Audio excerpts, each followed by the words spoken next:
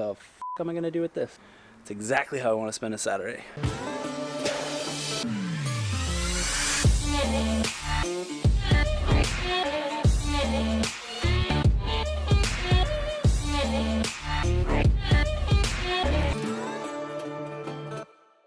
What's up everybody, Mark here from Remarkable Woodworks, and in this week's episode, I'm working on a little something for this hot tub. I'm thinking a little fence here, bar top, maybe a privacy wall thingamajig. I don't know.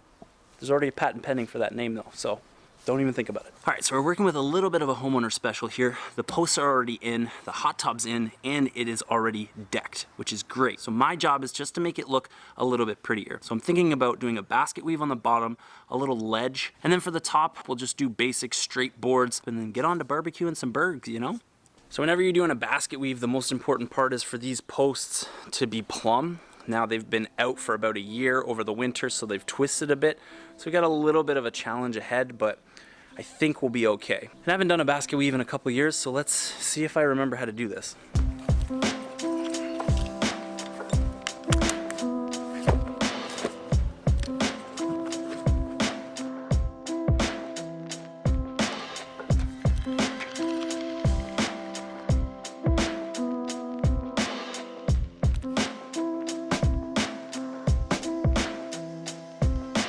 All right, so since these boards are twisted, we're dealing with this little bit of a gap here. So to get rid of that, I'm gonna take my speed square, I'll put that up here. You can see the gap there. So I'm gonna make sure that the speed square is flush against the post, and then come to this end of the speed square, and that will tell me how many degrees I need to make this cut to get rid of that gap and make sure that this seam is nice and tight. We're gonna have to do that on pretty much every cut that we do, and that way it'll make this post look a little less twisted.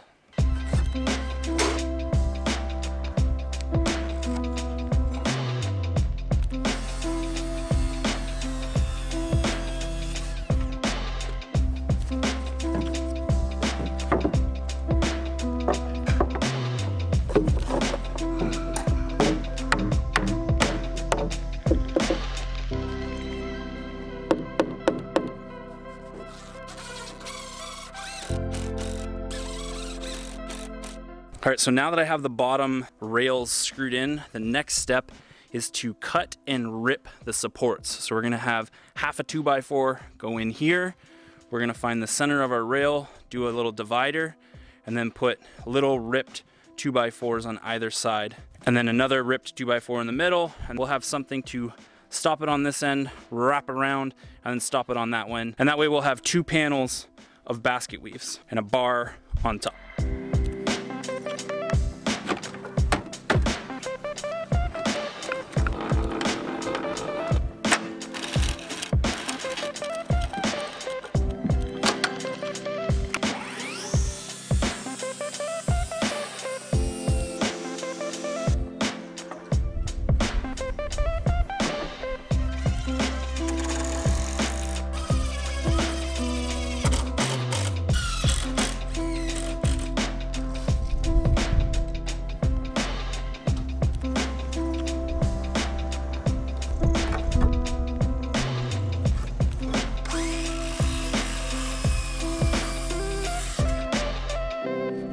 Saw died, and say what you want about these old 18-volt batteries, but this thing just never wants to die. I love to keep it on hand for situations like this when your saw dies and you need a backup.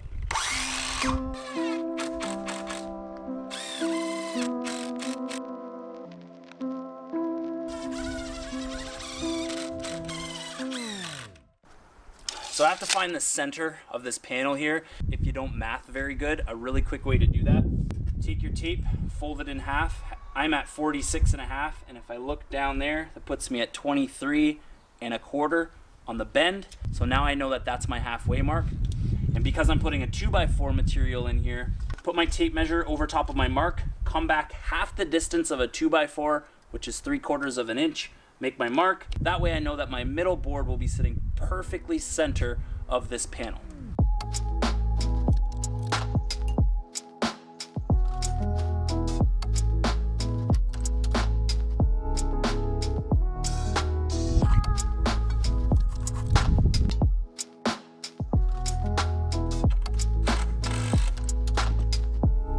Now that all the posts have been cut and ripped, they've got exposed edges. So what we're gonna do is use the cut and seal. You've seen me use this stuff in other videos. The thing that I like most about it is it's made by Micropro Sienna, which is the same company that uses the deck boards. And since it's made by the same company, that means that the color in the seal that they use in the boards, like this, is going to be the same color when I use this. So we're not gonna have a bunch of different color variations and maintain that water seal.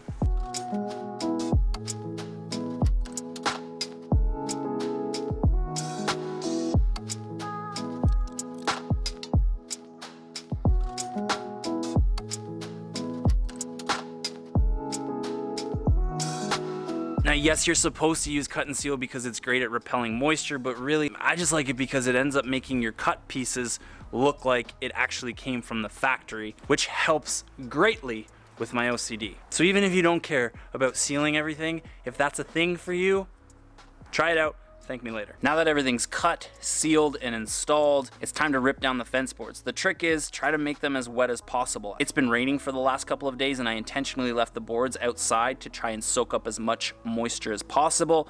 That way it makes bending the boards a lot easier. And the beauty about this is there's no fasteners, there's no nothing. You just have to rip a standard fence board in half and start weaving it around the support pieces and stack them on top of each other, and that's it.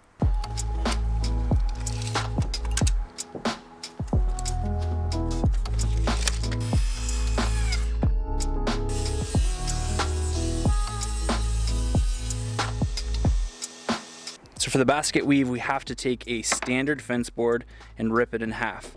This measurement is just under 5.5 inches. So what I've done is I've set the table saw to 2 11/16, and I've written it down just on the plate here so that I remember in case this gets moved. And what that does is it'll give you two pieces that look just like this. Now the reason why I didn't just cut this directly in half is because I have to take into consideration the thickness of the blade. In this case, I'm working with a small kerf blade, so that's only about 1/16.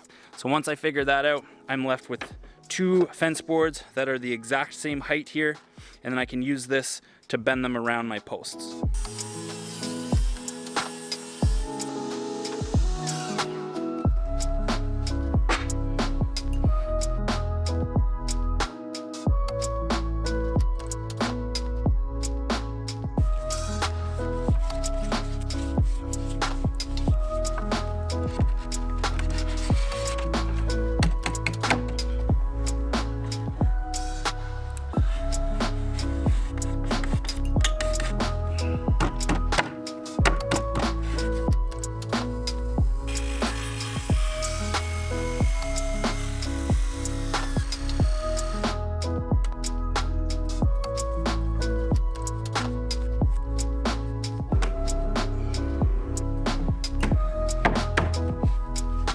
Okay, so now that the slats are in and the 2x6 has capped everything, that's gonna act as our bar top eventually. I still have to come up with an idea for up here, but that's a future mark problem. As for the basket weave look, it's pretty much done. So the only thing that I need to mention is that when you're taking measurements for your slats here, you just wanna take a measurement from the inside of this post and the inside of the middle post. That'll give you the measurement for your slats. Cut those down to size and you will be good to go. The best part about this look is in total, I only needed 12 6-foot fence boards. So even with lumber prices the way that they are right now, this is a perfect way to get an affordable, stylish look that doesn't break the bank. And that, my friends, is gonna do it for this week's episode. If you like this video, please do all the things that you're supposed to do when that happens. Feel free to follow me on Instagram. I love you all equally, and I'll see you when I see you.